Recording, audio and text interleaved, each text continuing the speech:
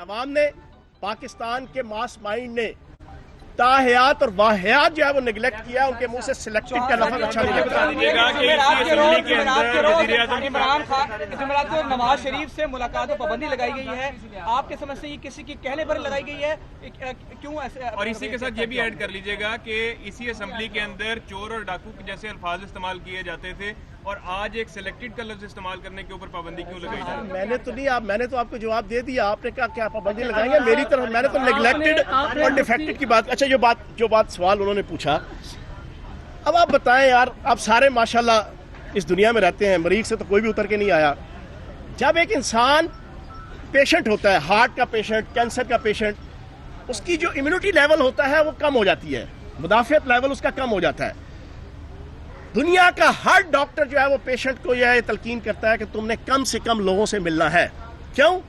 कि जितना ज्यादा लोगों से मिलोगे उनके जरासीम जो है वो उस मरीज को फौरी तौर पे असरअंदाज होते हैं। मैं हैरान हूं इस बेगम सफदर अवान साहिबा पे और इस मेकअप वाली सरकार पे, जो गलती से यहां पर कायदे हस्ब इख्तिलाफ बन बैठा है और सारा दिन झूठ बोलता है।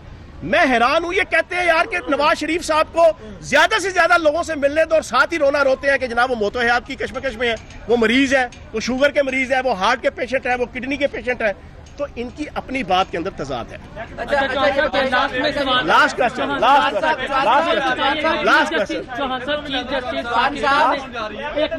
चीफ जस्टिस पाकिस्तान ने ये कहा कि तमाम अदारे जो हैं वो कौम में मायूसी फैला रहे हैं, हमारे अवामी नुमाइंदे भी एक दूसरे पर इल्ज़ाम तराशी करते हैं, सिर्फ अदलिया जो है वो काम कर रही है। तो आप अवामी नुमाइंदे अपना रवैया क्यों नहीं दुरुस्त करते ताकि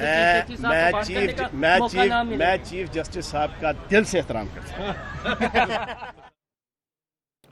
फयाजुल हसन चौहान मीडिया से गुफ्तगू कर रहे थे और उनसे सवाल पूछा गया कि क्या सिलेक्टेड लफ्ज़ पर पाबंदी लगानी चाहिए, तो उनका ये कहना था कि पार्लियामेंट की अपनी राय है।